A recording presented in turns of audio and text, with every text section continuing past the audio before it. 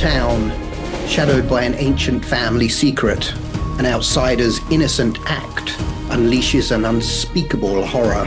The Graham family, bound by generations to a monstrous legacy lurking in their cellar, faces their darkest fear as the curse of their bloodline erupts into chaos as the town becomes to a terrifying transformation, becoming ground zero for a global apocalypse.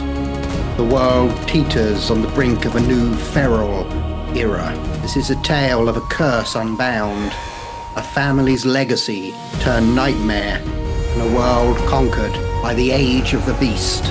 Can anything or anyone stop the relentless spread of the Lycan curse?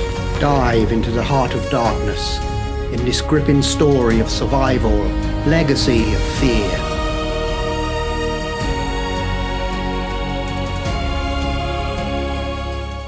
Chapter 1. The Beast Below.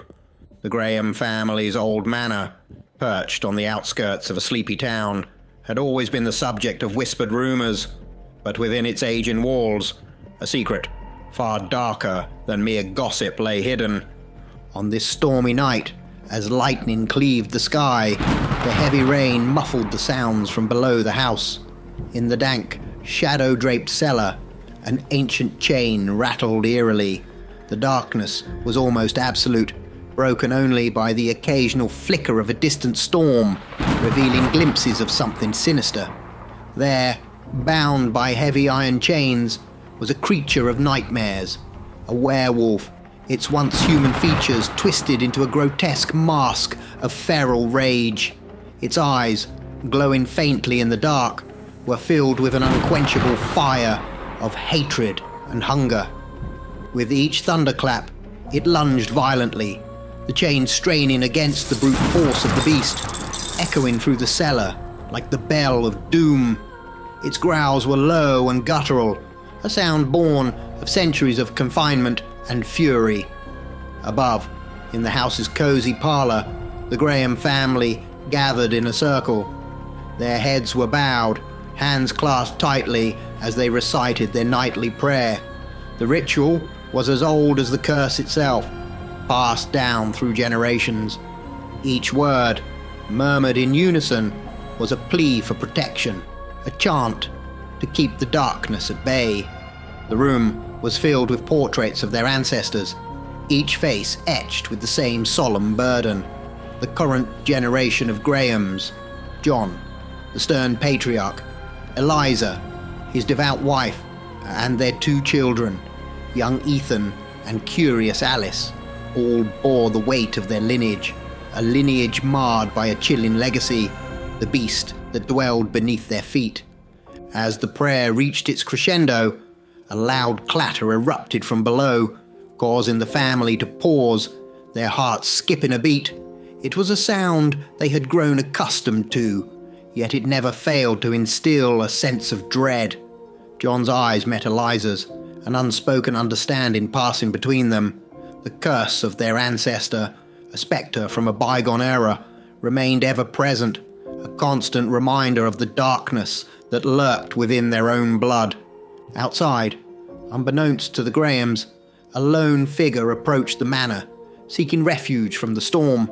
This stranger, Tom, would soon unwittingly set into motion a chain of events that would unearth long-buried secrets and challenge the very foundation of the Grahams' existence.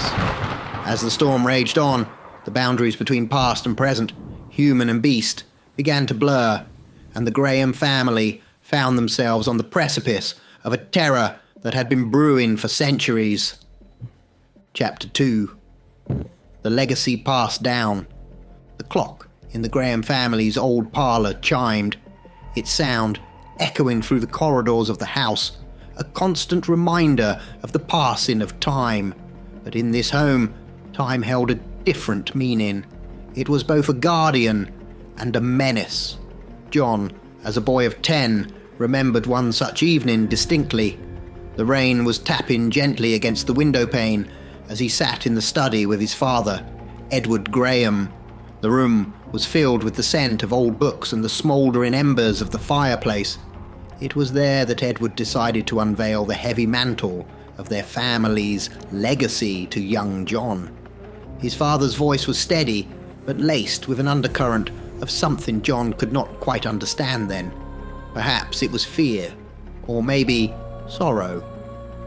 "John," his father had begun, "you are old enough now to understand the truth about our family. The secret we guard is not just a matter of tradition, it is a matter of survival." He told John of their ancestor, a man of noble stature and good heart, who had fallen prey to a terrible curse. In the 1800s, transformed into a werewolf, he became a creature of the night, driven by primal instincts. "This beast in our cellar, your great-great-great-grandfather, is beyond redemption," Edward had said, his eyes reflecting the flames from the hearth. "He is driven by an insatiable hunger, a desire to hunt and kill. We cannot reason with him, for he thinks not as a man, but as a feral wolf." Edward had taken a deep breath before continuing. "We are the keepers of this curse, John. The chains and our prayers are all that keep the beast at bay. Should he ever break free, he will be an unstoppable force of evil and destruction. Each person he bites will become like him, a slave to the curse of the lichen, spreading the affliction far." John remembered feeling a cold shiver run down his spine as his father spoke.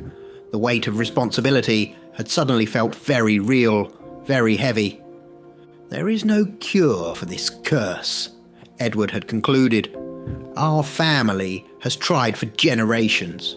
We can only hope to contain it, to prevent the darkness from spreading."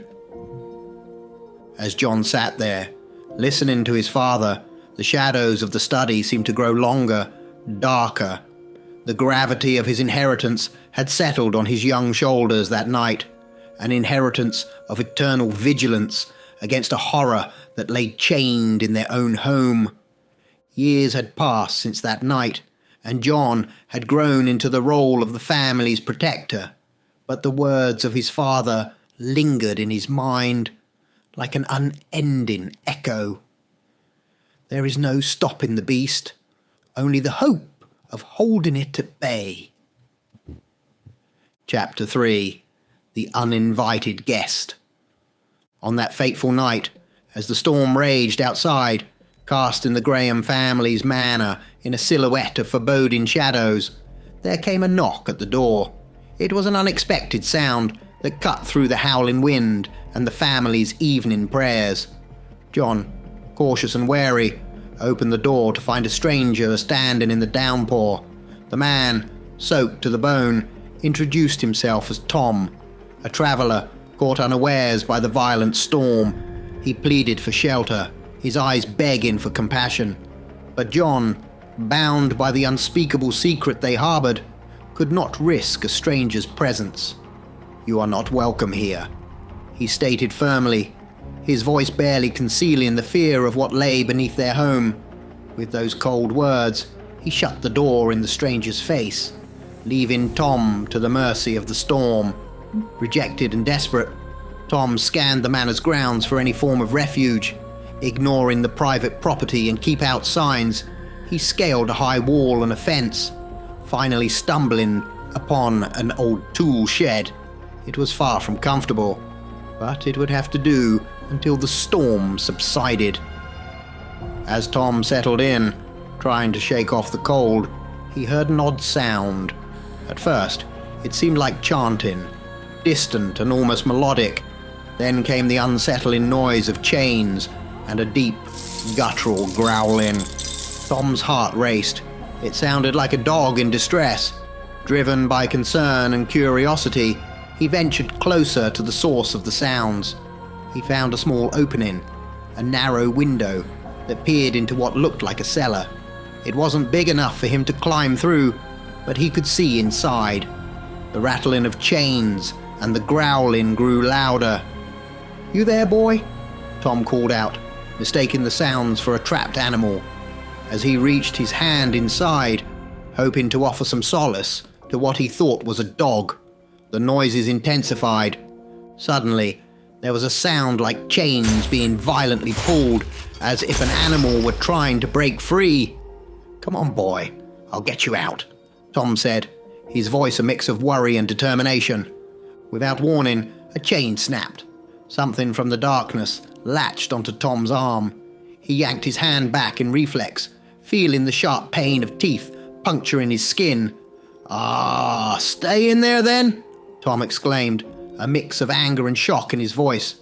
As he staggered back into the storm, nursing his wound, he was unaware of the gravity of what had just transpired. The bite, seemingly superficial, was more than just an injury. It was the awakening of an ancient curse. As he wandered off into the night, the true horror of what lay within the Graham family's cellar remained unseen. But now, it had made its first contact with the outside world. Chapter 4. The Beast Awakens. Hours after the harrowing encounter at the Graham Manor, Tom, still a stranger to the small town, found his way to a local cafe. The storm had subsided, leaving behind a palpable sense of unease. As he entered, his appearance drew immediate attention. His arm was bleeding, the wound appearing far from normal. "What happened?" asked a concerned patron, eyeing the injury with a mix of curiosity and worry.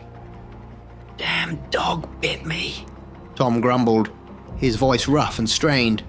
He slumped onto a chair, his exhaustion palpable. "Give me a coffee," he demanded more than requested.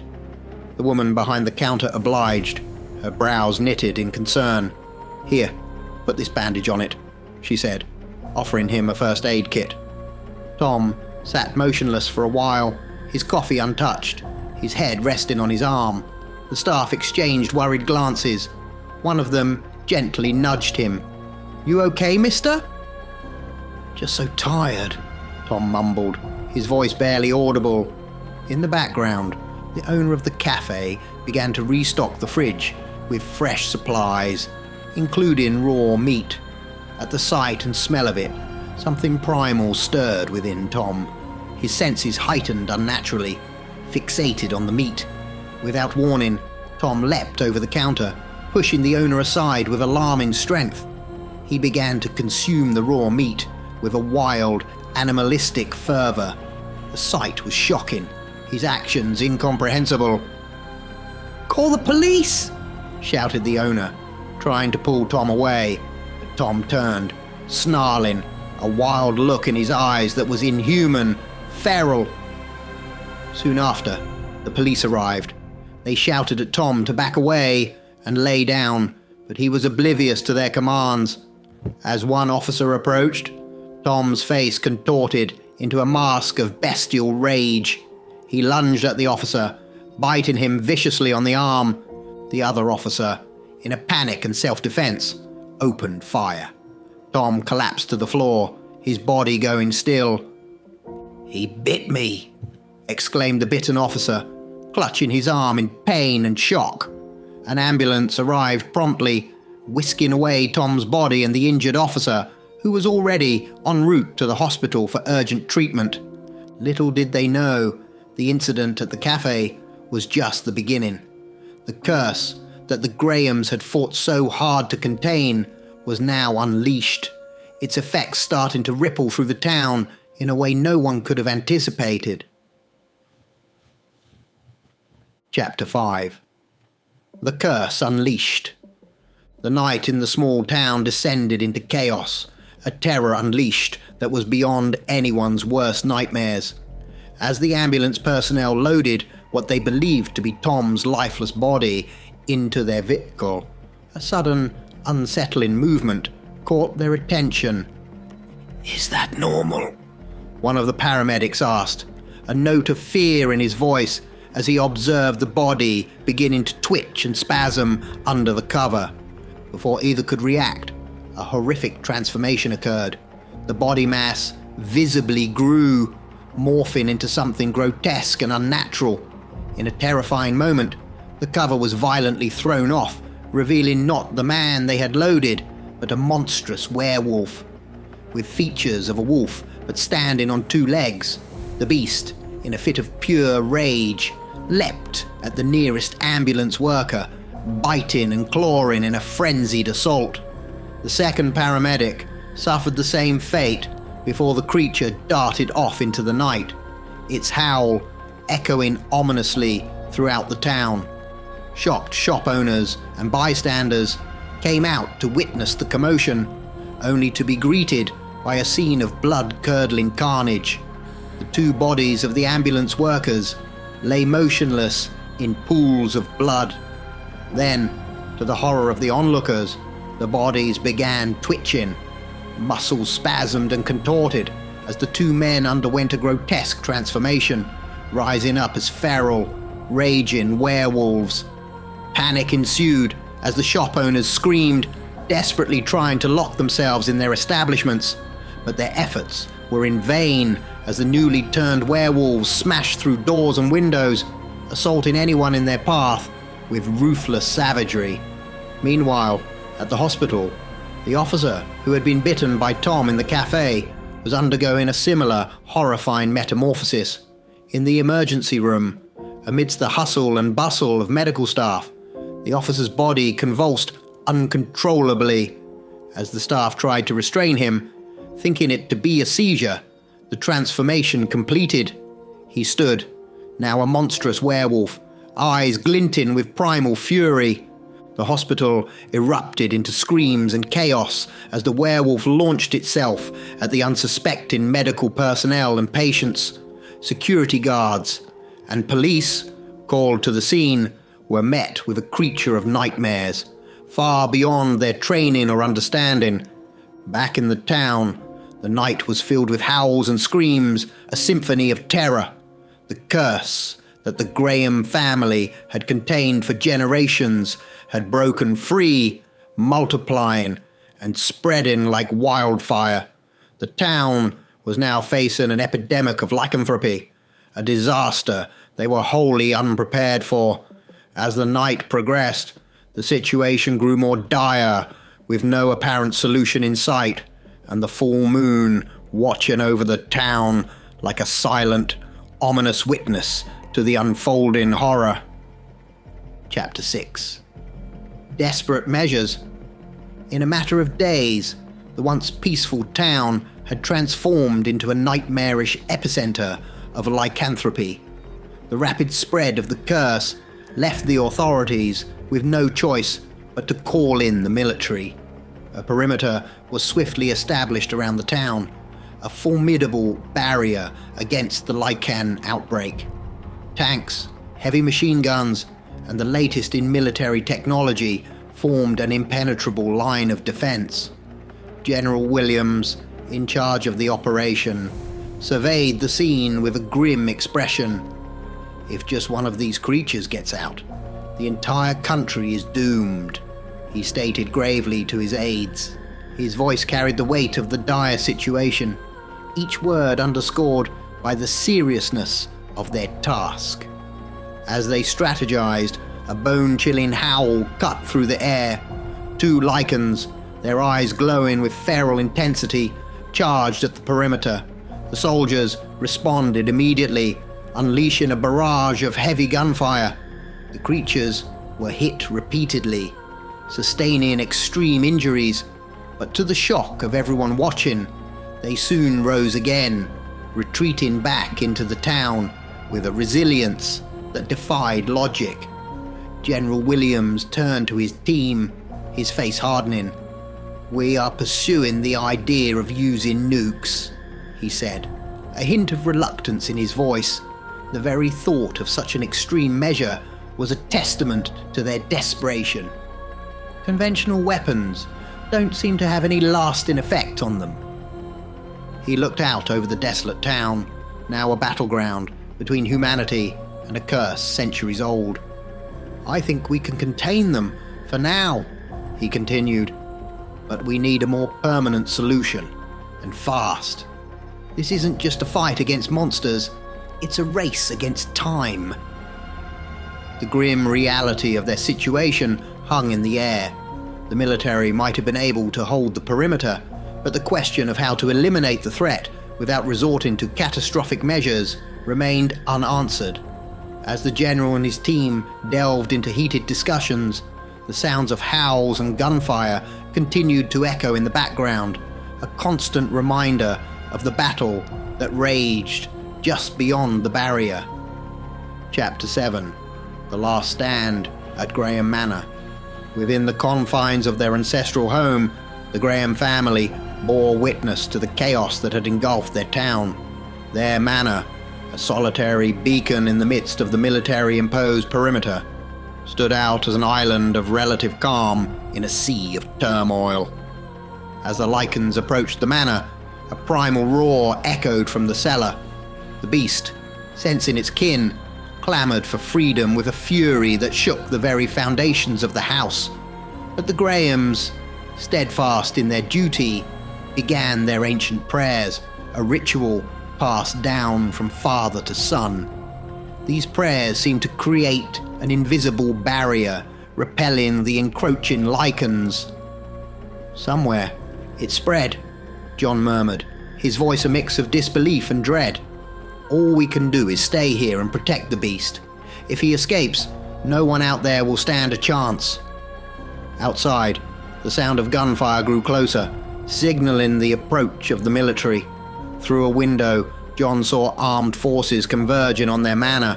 It became evident that they had noticed something peculiar: the Lycans' inability to cross onto the Graham property. A short while later, a knock sounded at the door, more assertive than any visitor before. John cautiously opened it to find a captain and a team of 6 soldiers. They entered quickly, securing the door behind them. One of them radioed in, "We're here."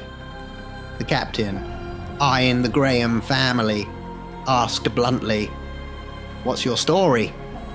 "You need to leave. This is private property," John replied, his tone firm yet laced with an underlying urgency. "I don't think so," the captain countered, his gaze piercing. "We've observed the Lycans. They're being repelled from your manor, and we need answers." The tension in the room escalated as 2 worlds collided. The military, desperate for a solution to a crisis beyond their understanding, and the Graham family, guardians of a centuries-old curse. John knew that the secrets of the Graham Manor were now on the verge of being exposed. Whether this revelation would bring salvation or further damnation was a question that hung heavily in the air, as the howls of the Lycans outside mingled with the steady rhythm of military discipline. Chapter 8. The Unleashing. The howl that resonated from the basement of the Graham Manor was unlike anything the military team had ever heard. It was a sound that seemed to embody pure, unadulterated menace. "What's that noise?"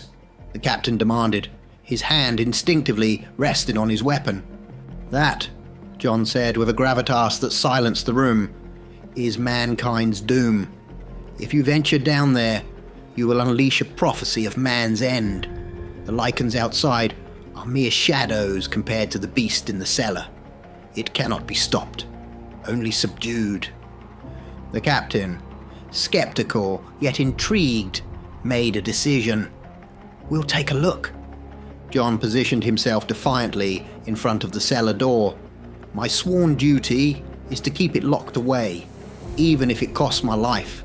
There will be no life if it escapes." But the military team, driven by urgency and desperation, pushed him aside aggressively. The Graham family, realizing their pleas were in vain, began to form a circle, chanting their ancient prayers with renewed fervor. As the team descended into the basement, the distant sounds of gunfire and howls filtered through the air, a chaotic symphony of the battle raging outside. The basement was dark, an abyss that seemed to swallow all light. As they opened the heavily bolted door, they peered into the gloom. There, in the shadows, they could just make out a figure. The beast, a nightmare made flesh. Upstairs, the Graham family continued their chant, a desperate plea for containment. but their voices faltered as they heard gunfire and screams emanating from below, followed by a haunting silence. Then came the sound of heavy footsteps ascending the basement stairs. The family's chant grew more intense, a futile effort to ward off the inevitable. They watched, hearts pounding in terror, as the creature, now free from its chains, walked past them, its eyes glowing with an unholy light. The beast paused for a moment, as if acknowledging the futile efforts of the family before exiting the house into the night. The Graham Manor, once a stronghold against the curse, had fallen. The ultimate horror, the source of the curse, was now unleashed upon the world. The family's chants faded into a mournful whisper, their legacy shattered. The night air was filled with the sound of howls, a chorus of the damned, as the creature merged with its kin, leading an army of nightmares into the darkness. Chapter 9. The Fall of the Perimeter. At the military's fortified blockade, General Williams and his troops braced themselves for another assault. The air was tense, heavy with anticipation and fear. Soldiers manned their posts, weapons at the ready, eyes scanning the horizon for any sign of the Lycans. "There they come again," General Williams muttered, his voice betraying a hint of fatigue from the relentless attacks. But this time, something was different. Among the approaching Lycans, a massive figure stood out, dwarfing its kin in both size and aura of menace. "Look at the size of that one," the general exclaimed, a sense of dread settling in. The soldiers trained their weapons on the approaching horde, focusing on the colossal beast leading the pack. As they opened fire, a chilling realization dawned on them. Their bullets, which had at least slowed down the other Lycans, seemed to have no effect on this behemoth. It kept moving forward, an unstoppable force of nature, as if each bullet was nothing more than a nuisance. Behind the beast, hundreds of townsfolk turned Lycans followed, a horrifying testament to the curse's rapid spread. The soldiers' fire did little to stem the tide, as the Lycans, emboldened by the presence of their formidable leader, surged forward with renewed ferocity. The beast reached the barrier, and with a display of brute strength, began to tear through the defenses as if they were made of paper. Soldiers, caught off guard by the sheer power of the creature, were overwhelmed in moments. The screams of the fallen filled the air as they, too, began to transform into the very monsters they had fought against. At military headquarters, far from the chaos, officers listened in horror over the radio. General Williams's voice, once steady and commanding, was now filled with terror and desperation. "They've broken through," he screamed, the sound of destruction and mayhem echoing through the transmission. The line went dead, leaving the room in stunned silence. The last bastion of defense had fallen, and with it, any semblance of hope they had of containing the outbreak. The curse, that had been a dark secret of the Graham family for centuries, was now a catastrophe on a scale never before seen, a nightmare unleashed upon the world. Chapter 10. The Age of the Beast.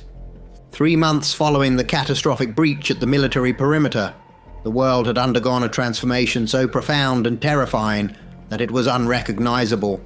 The Lycan curse, unleashed from the depths of the Graham family's cellar, had spread with an alarming speed and ferocity, engulfing cities, towns, and villages across the globe. Human civilization, as it had been known, ceased to exist. The relentless spread of the Lycans left no corner of the world untouched. Major cities, once bustling hubs of activity, lay in ruins, their skylines shattered, streets abandoned. The night was filled with the haunting howls of the Lycans, a constant reminder of the new rulers of the planet. Society had crumbled under the onslaught. Governments and military forces, overwhelmed and outmatched, fell one after the other. Attempts at creating safe havens or developing a cure were futile, crushed under the overwhelming numbers of the Lycans. Human survivors were few, scattered across the globe, hiding in remote areas, always on the move to avoid detection. The world had entered a new era, the age of the beast. The Lycans, now the dominant species, roamed the lands freely. The curse had bonded them into packs, creating a new, brutal social order. The nights belonged to them, filled with their hunts and howls, echoing in the eerie silence of the abandoned human world. Nature began to reclaim what was once hers. Forests grew over crumbled buildings. Wild animals returned to the places once inhabited by humans, and the skies cleared of pollution. In a dark, twisted way, the planet was healing, returning to a state untouched by human hands. Humanity's legacy was reduced to whispers in the wind, echoes of a once thriving civilization now lost. The Graham family's curse had not only destroyed their lineage, but had rewritten the course of history, plunging the world into a primordial darkness where only the strongest, the Lycans, survived. In this new age under the rule of the beast, the earth had grown wild and untamed, a stark reminder of the fragility of human existence and the destructive power of ancient curses left unchecked.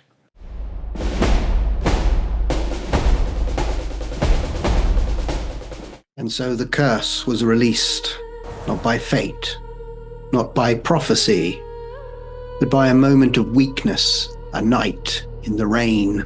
The curse of the Graham bloodline is no longer contained. The moon has begun to whisper, and soon the world will know its name. Yet, this was just the beginning. Join me for episode 2, where the transformation takes a chilling turn, where the beast will meet the undead, and the undead will meet a kin in the vampire. Until then, stay in the shadows.